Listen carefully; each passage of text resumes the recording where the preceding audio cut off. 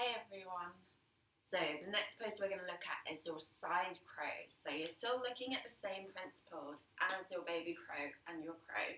So you've got your elbows squeezed in, you've got the alignment, wrists, elbows, shoulders. But this time we're going to have a big twist in the body. So you bring your knees and your ankles and your feet together in a little squatted down position.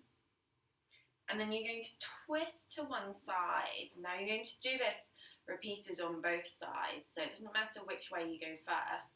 But you'll find that as you twist around, one knee's just drifting forward, and you can let that happen a little bit, but as much as you can squeeze it back in line and bring it in line, the more you can do that, the better, and the more stability you'll have. You're really using your inner thighs, so your adductor muscles, to squeeze the legs together, and that's going to be where the stability comes from, as well as your strong chaturanga style arms. So again, bring wrists shoulder widths apart.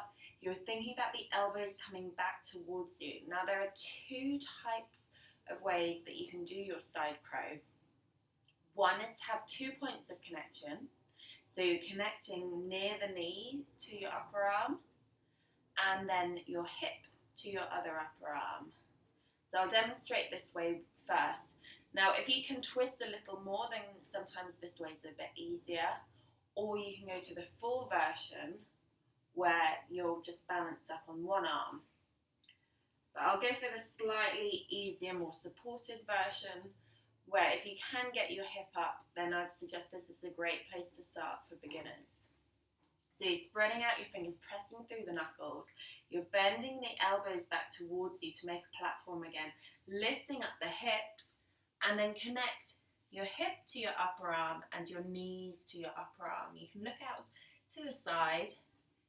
You're balancing up on the toes again, squeezing the upper legs together, and then maybe you find a nice sweet spot, squeeze the feet together and lift the feet up. And then lower back down. So that's the version with 2 connection points. If you can, some people find this way even easier, and this would be the more advanced way, is to just be balancing on one elbow. So that now comes to the center of your leg. The other elbow comes out to the side, but again, you're looking at your strong chaturanga arms. That's going to be your strong base. As you bend into your elbows, you can still lift up nice and high, and then squeeze the feet together to lift the feet and come back down. So there's 2 different versions. You can have a go on both sides. Quite often you find one side you're so much stronger on, or it's just a lot easier to twist around on. So do have a go at both sides. Sometimes you have a good side and a bad side, but just go with that.